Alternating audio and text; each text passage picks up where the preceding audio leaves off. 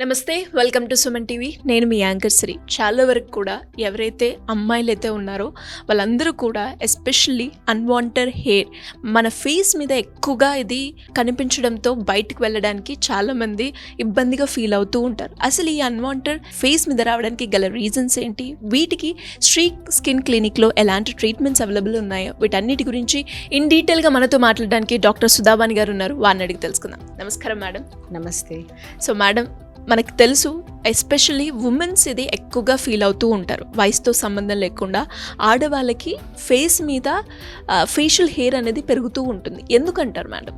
So ఆడవాళ్ళకి face మీద hair అనేది ఇట్స్ అ బిగ్ ప్రాబ్లం. యాక్చువల్గా చెప్పాలి అంటే ఎవరికి ఇష్టం ఉండదు ఫేస్ మీద, అప్పర్ లిప్ లేకపోతే చీక్స్ మీద అంతా కూడా హెయిర్ రావడం అనేది. ఇది ఇప్పుడు ఎంత ప్రాబ్లం అంటే ఎంత కామన్ అయిపోయింది అంటే మోర్ దాన్ 40% ఆఫ్ ద ఉమెన్లో ఈ ప్రాబ్లం అనేది ఉంటుంది. సో ఇది చాలా సివియర్. అంటే వాళ్ళు ఒక్కొక్కసారి బయటకు వెళ్ళడానికి ఇష్టపడరు. అప్పర్ లిప్ అనేది ఇట్లా హెయిర్ అది ఉంది, దాన్ని ఏం చేయాలో అర్థం కాదు. ఓకే, సో చాలామంది షేవ్ చేసేస్తారు, లేదు అంటే ప్లక్కింగ్ చేసేస్తూ ఉంటారు. ప్లక్ చేస్తారు, షేవ్ చేస్తారు, ఇట్లా క్రీమ్స్ అప్లై చేసి ఇట్లా రకరకాలుగా ఆ హెయిర్ని రిమూవ్ చేయడానికి ట్రై చేస్తూ ఉంటారు. కొన్నిసార్లు కొంతమందికి అట్లా హెయిర్ రిమూవ్ చేస్తే బాగానే ఉంటుంది. బట్ చాలామందికి ఎప్పుడైతే వాళ్ళు ప్లక్ చేస్తారో, లేదు అంటే డెఫినెట్గా థ్రెడ్డింగ్ చేస్తారో ఆ హెయిర్ అనేది ఫోర్స్ఫుల్గా పుల్ చేస్తారు కదా, ఇన్ఫెక్షన్స్ వచ్చే ఛాన్స్ కూడా ఉంటుంది. సో ఫోర్స్ఫుల్గా ఎప్పుడైతే హెయిర్ని రిమూవ్ చేస్తారో అది కింద అది కింక్ అయిపోయి స్కిన్ లోపలనే ఇట్లాగా హెయిర్ ఒక ప్యాప్యూల్ లాగా వచ్చేసి అది గ్రోత్ ఉంటుంది, అది బయటకు రాదనమాట. సో దాంతో ఇక్కడంతా ప్యాప్యూల్స్గా ఇలా అంటే ఎక్కువ సార్లు వ్యాక్సింగ్ చేసిన, థ్రెడ్డింగ్ చేసిన ఈ ప్రాబ్లమ్స్ కూడా వచ్చేస్తూ ఉంటాయి. సో అది ఇంకా హార్డ్గా కనపడుతుంది. ఒక పక్క హెయిర్ ఉంది అనేది ఒక ప్రాబ్లం అయితే ఇవన్నీ కూడా నల్లగా డాట్స్గా వచ్చేసి అది ఒక ప్రాబ్లం. అసలు అన్వాంటెడ్ ఫేషియల్ హెయిర్ అంటే హిర్సుటిజం అంటాం. ఇది ఏంటి అంటే మామూలుగా బాడీ మీద మనందరికీ కూడా హెయిర్ ఉంటుంది, అది నార్మల్. ఇక్కడ ఏమవుతుంది అంటే ఎక్సెసివ్గా పెరుగుతుంది. There are 2 types. బాడీ అంతా జనరలైజ్డ్గా హెయిర్ ఉండడం ఒకటి, ఇంకొకటి ఏంటంటే ఓన్లీ ఫేస్ మీద ఉండేది హిర్సుటిజం అంటాం. ఈ హిర్సుటిజం అనేది ఎందుకు వస్తుంది అంటే ఆండ్రోజన్ ఎక్సెస్, అంటే బాడీలో హార్మోనల్ చేంజెస్ ఎక్కువ అవ్వడం. సో హిర్సుటిజం అని ఎప్పుడు అంటాం, ఎక్కడ పెరుగుతుంది అంటే అప్పర్ లిప్, తర్వాత చిన్, ఈ చీక్స్, ఈ ఫేషియల్ ఫోర్హెడ్ మీద కూడా వస్తుంది. కొంతమందికి ఫోర్హెడ్ మీద కూడా వస్తుంది. బట్ ఇవన్నీ కూడా ఆండ్రోజన్, అంటే ఎక్కువ ఆండ్రోజన్ ఎక్సెస్ ఉన్నాయి అంటే మనకి ఇక్కడ తెలుస్తుంది. So most of the people ఈ హెయిర్ అనేది చాలా కోర్సుగా, అసలు ఒక గడ్డం ఎంత థిక్గా ఉంటుందో అంత బాగా అలాగ కూడా వచ్చేస్తుంది. సో దీనికి రీజన్స్ ఏంటి అనేది చూస్తే కొంతమందిలో జెనెటిక్, అది ఎథ్నిక్ ఉంటుంది, ఫెమిలియల్ ఉంటుంది, అలాగా కూడా కాకుండా main. So most of the common reason అంటే మోస్ట్ ఆఫ్ ద పీపుల్కి ఇలాగ unwanted facial hair or hirsutism ఉంది అంటే 70 to 80% ఆఫ్ ద పీపుల్లో ఈ PCOS అనేది ఉంటుంది. ఇది పాలిసిస్టిక్ ఓవేరియన్ సిండ్రోమ్ అంటాం. సో ఈ PCOSలో ఏమవుతుంది అంటే ఇలాగ అన్వాంటెడ్ ఫేషియల్ హెయిర్ రావడం, ఇర్రెగ్యులర్ పీరియడ్స్ ఉండడం, పింపుల్స్ రావడము, తర్వాత పైన స్కాల్ప్ హెయిర్ ఊడిపో, అంటే తల మీద జుట్టు ఎక్కువ హెయిర్ ఫాల్ ఉంటుంది, అంటే ఆ గ్యాప్ లాగా వచ్చేస్తుంది. తర్వాత ఎక్కువ ఆయిల్ ప్రొడక్షన్, ఫేస్ అంతా కూడా ఆయిలీగా ఉండడం. సో ఇవన్నీ కూడా PCOS లక్షణాలు అనమాట. సో ఎప్పుడైతే ఈ అన్వాంటెడ్ హెయిర్ ఉందో సో మొత్తం ఒక హిస్టరీ తీసుకోవాలి. సో వాళ్ళకి ఎప్పటి నుంచి ఉంది, లేదు అంటే ఫ్యామిలీలో ఉందా, అండర్లయింగ్ హార్మోనల్ ప్రాబ్లమ్స్ ఉన్నాయా, ఈ PCOSఏ కాకుండా ఇంకా కొన్ని రకాల హార్మోనల్ చేంజెస్తో కూడా ఎక్సెస్ ఆండ్రోజన్ ఉంటుంది, రీనల్ ట్యూమర్స్, ఇట్లా చాలా ఉంటాయి.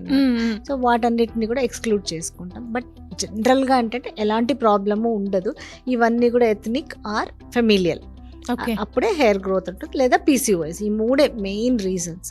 సో ఈ 3 రీజన్స్ ఉన్నప్పుడు వాటిని కూడా ట్రీట్ చేసుకుంటూ హెయిర్ రిమూవల్ ట్రీట్మెంట్స్కి వెళ్ళాలి వాళ్ళు. ఓకే, దానికన్నా ముందు మేడం మీరు ఇన్ఫెక్షన్స్ అన్నారు. అంటే ఇప్పుడు లిప్ మీద వచ్చి వాళ్ళు చాలామంది ఇంట్లో దొరుకుతుంది కదా అని షేవింగ్ చేసుకుంటూ ఉంటారు. అలా షేవింగ్ చేసుకోవడం వల్ల చాలామంది చెప్తూ ఉంటారు హెయిర్ అనేది ఇంకెక్కువ పెరిగే అవకాశమే ఉంటుంది కానీ తగ్గదు అని చెప్తూ ఉంటారు. నిజమేనా మేడం?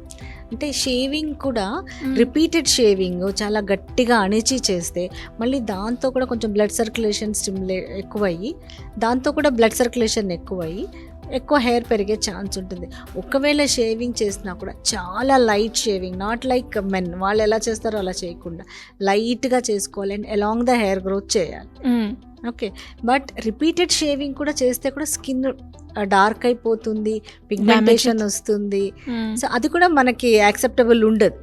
సో అమ్మాయిలు ఎవరైనా కూడా స్కిన్ స్మూత్గా ఉండాలని కోరుకుంటారు, కానీ ఇట్లా పిగ్మెంటేషన్ వచ్చి అట్లా రఫ్గా అయితే బాగుండదు, ఇష్టపడరు ఎవరు కూడా. సో మేడం, షేవింగ్తో పాటు చాలామంది పార్లర్కి వెళ్ళి అప్పర్ లిప్ చేయించుకోవడం కావచ్చు, ప్లక్కింగ్ చేయడం కావచ్చు, మీరు అనేవి చేస్తూ ఉంటారు. అలా రిపీటెడ్గా చేయడం వల్ల ఎలాంటి ప్రాబ్లం ఫేస్ చేయాల్సి వస్తుందంటారు? ఇప్పుడు రిపీటెడ్గా షేవింగ్ లేదా plucking, main plucking or waxing. ఈ వ్యాక్సింగ్లో ఏమవుతుంది అంటే స్కిన్ని చాలా ఫోర్స్గా అది హెయిర్ అనేది తీసేస్తారు. అప్పుడు కొంచెం పోర్స్ ఓపెన్ అవుతాయి, ఆ హెయిర్ ఫాలికల్స్ ఓపెన్ అవుతాయి. దాంతో ఇన్ఫెక్షన్స్ వచ్చే ఛాన్స్ ఉంటుంది. చాలామంది ఈ మ్యారేజ్కి ముందు total body hair removal waxing చేయించుకొని వస్తారు. ఒక 3 weeks తర్వాత వాళ్ళకి చిన్న చిన్ని పస్ట్యూల్స్ బాడీ మీద కూడా డెవలప్ అవుతాయి.